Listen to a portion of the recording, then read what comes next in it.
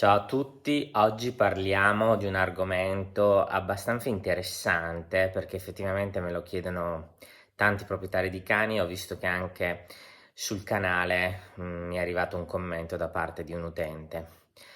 sul fatto se la vaccinazione contro la rabbia faccia male. Prima di spiegarvi insomma se esistono, delle reazioni avverse alla vaccinazione antirabbica e quali sono, e prima di poi sfatare alcuni miti che invece, sono falsi, cerco di spiegarvi un attimo, l'importanza invece della vaccinazione antirabbica per debellare questo virus che ancora oggi uccide veramente tante persone e tanti animali nel mondo. Esistono proprio veterinari che fanno proprio delle vere e proprie missioni in tutto il mondo per vaccinare più animali possibili, per cercare di debellare. C'è un piano di eradicazione della rabbia per cercare di eradicarla entro il 2030, e quindi ci sono tantissimi colleghi che in tutto il mondo cercano di vaccinare più animali per debellare questa, ripeto, questo virus che uccide ancora oggi tantissime persone. Ora entriamo diciamo nel succo del video. Allora, sono descritte delle reazioni avverse della vaccinazione contro la rabbia. Allora, una cosa che voglio insegnarvi, insomma, per cercare se una notizia a livello medico è supportata da verità scientifiche, è quella sempre di andare sul sito PubMed, inserire ovviamente le chiavi di ricerca e vedere se trovate degli articoli che vi dicono se quello che avete sentito magari dall'amico, dal vicino, è vero oppure no. Quindi se voi andate a cercare vaccination, rabies, dog, adverse effect, dovrebbero uscirvi una serie di articoli che vi dicono che tipo di reazioni avverse ci sono state studiate in questi anni. Diciamo che una delle reazioni avverse che può dare la vaccinazione per la rabbia, che è descritta scientificamente, è la vasculite, che può dare delle lesioni cutanee, e quindi quello diciamo è l'effetto collaterale più frequente che è stato descritto. Io fortunatamente non ne ho visti tantissimi, mi è capitato di vedere un caso che poi si è autorisolto tranquillamente. Nel punto di inoculo ho avuto una reazione a livello proprio cutaneo nel punto di inoculo. Invece in questo video vorrei un po' sfatare quei miti un po' che spesso mi dicono. Per esempio, uno dei miti legati alla vaccinazione antirabbica è quello che il cane, vaccinandolo per questo vaccino contro la rabbia, perde l'olfatto. È una delle cose che veramente si vede che qualcuno l'ha detta in passato, magari qualcuno ha fatto anche, a volte fanno delle associazioni, perché magari capita che uno ha vaccinato il cane e poi magari vede che il cane, molto spesso questa è una leggenda più legata nell'ambiente dei cacciatori, e quindi molti poi non li vaccinavano, cioè non volevano vaccinarli. Ho visto cose abbastanza allucinanti, richieste anche folli: fai finta di vaccinarmelo, ma mettimi, cioè cose che ovviamente sono illegali,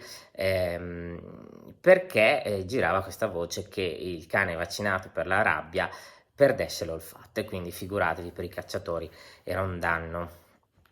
importante. In realtà non è supportata da alcun dato scientifico, anche perché tendenzialmente il virus della rabbia, la patogenesi del virus della rabbia non dovrebbe neanche toccare il nervo olfattivo, quindi non c'è assolutamente proprio nessuna base su questo dato. Cercando su PubMed non trovi assolutamente nulla, quindi è proprio una leggenda metropolitana che molto spesso le leggende metropolitane, soprattutto in ambito scientifico, prendono tantissimo piede perché non si sa esattamente, però fondamentalmente molto spesso poi andando a vedere queste leggende metropolitane sono magari è un caso che magari qualcuno ha il sospetto e poi viene ripetuto sempre lo stesso caso. È successo per esempio con un antiparassitario per via orale, in cui dicevano che erano morti dei cani, antiparassitario che praticamente sarà stato venduto in miliardi di dosi da tutti e tu andando a cercare trovavi sempre la ripetizione di questa notizia ripetuta su diversi blog, quindi era sempre però la stessa notizia, non è che c'erano tanti casi, c'era questo caso e continuava a girare. Stessa cosa per esempio un'altra leggenda metropolitana, magari ne parleremo in un altro video, su un'altra vaccinazione, quella per la leptospirosi, quella nuova che copre i 4 sierotipi. Ci sono alcune leggende metropolitane dicono di non vaccinare alcune tipologie di razze, anche lì andando a cercare non c'è nessuna valenza scientifica e c'è sempre lo stesso caso che è ripetuto nei vari forum, nei vari blog, però poi andando a ricercare anche lì vaccini che vengono effettuati in milioni di dosi quotidianamente, non trovi casi, è una cosa un po' ovviamente sempre particolare da pensare che sia vero. E quello dell'olfatto è probabilmente una leggenda, un mito che si tramanda di persona in persona e un po' è una delle domande che ti fanno. Si vede che poi probabilmente ha ancora peso il passaparola più che ovviamente la rivista scientifica e quindi chiaramente poi uno pensa vaccinando il mio cane perde l'olfatto. Un'altra cosa che adesso sta girando, che anche quello non è supportata da nessuna cosa scientifica, e adesso ci sono tanti che fanno magari attività sportiva con i propri cani e molte organizzazioni ovviamente richiedono che il cane sia vaccinato per la rabbia e quindi devono fare il vaccino per la rabbia, ma non è che il vaccino per la rabbia poi riduce le potenzialità atletiche del mio cane, anche quello non è supportato da nessun tipo di valenza scientifica e no, perché non è un vaccino, è ovvio che come tutti i vaccini, quando fai il vaccino non è che il giorno dopo fai la gara, anche perché non ha il vaccino per la rabbia va fatto almeno 21 giorni prima di quando te lo richiedono, quindi 21 giorni prima della gara non influenza assolutamente la gara, quindi ci sono una serie di miti che non sono reali, che non sono supportati da articoli scientifici, non c'è, è palese che sono, ripeto, miti e leggende tramandate. Scusate. Quindi, concludendo questo video, vi ricordo che in Italia fortunatamente la rabbia non è presente da alcuni anni, ci sono stati dei casi soprattutto a livello di confini con la Slovenia e c'è un controllo sulla rabbia da parte ovviamente delle autorità di frontiera per evitare che entrino animali senza il regolare passaporto e quindi la vaccinazione. Vi ricordo che è molto importante non introdurre animali in Italia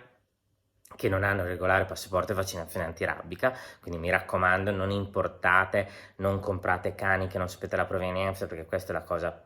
peggiore che potete fare, perché in alcuni paesi anche europei la rabbia è presente, soprattutto nei paesi dell'est è presente la rabbia. Poi un'altra cosa importante che mi sento di dire, magari ne faremo un video magari sempre sulla rabbia che è importante, è quello fondamentalmente di quando uscite dall'Italia invece di fare il passaporto e quindi la vaccinazione antirabbica che ve la richiedono. Alcune volte la vaccinazione antirabbica viene richiesta anche quando vi spostate per esempio in qualche regione italiana che necessita aereo, magari la compagnia aerea ve la richiede oppure la compagnia marittima. In Italia non è obbligatoria la vaccinazione per la rabbia, è obbligatoria molto spesso in corso di manifestazioni, ripeto, in corso magari di viaggi in cui la compagnia marittima ve la richiede o la compagnia aerea, mentre in Italia, non essendoci presente la rabbia, non è una vaccinazione obbligatoria, diventa obbligatoria se uscite dall'Italia proprio per evitare che il vostro cane poi prenda la rabbia in un altro paese dove magari c'è oppure è richiesta soprattutto in paesi dove la rabbia non c'è, come nel nostro caso, proprio perché non vogliono che entrino cani con la rabbia. Ricordatevi sempre, poi legate sempre la vaccinazione per la rabbia, che in alcuni paesi richiedono solo la vaccinazione per la rabbia, che deve essere effettuata 21 giorni prima, mentre altri richiedono anche la sierologia, cioè vogliono essere sicuri che poi il cane effettivamente è stato vaccinato. Quindi di solito quando dovete andare in quei paesi col vostro cane è importante che sappiate che dovete vaccinarlo, aspettare i 21 giorni, si fa un prelievo di sangue, si invia nei laboratori accreditati in modo tale che si verifica che il vaccino effettivamente è stato fatto e che ha ovviamente una copertura. Per esempio l'Inghilterra lo richiede questo tipo di esame. Spero che questo video vi sia piaciuto e vi sia stato anche utile. Ci vediamo al prossimo video. Ciao a tutti.